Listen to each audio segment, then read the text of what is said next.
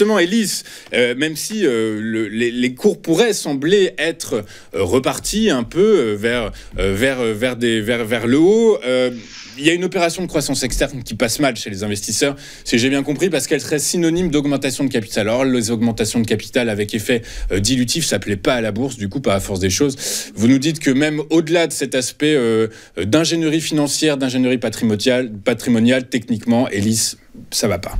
Il y a eu ce gap baissier énorme qui a considérablement dégradé la dynamique. Le titre était reparti de l'avant, il était proche de ses précédents sommets, cette zone aux alentours des 23,60, montrant assez peu de signes de faiblesse. Et puis le gap l'annonce, la rupture du support à 20,60, la rupture du support suivant à 19,10. C'est un élément psychologique assez fort. Généralement, on met beaucoup de temps à digérer l'impact d'une annonce comme ça avec une telle réaction.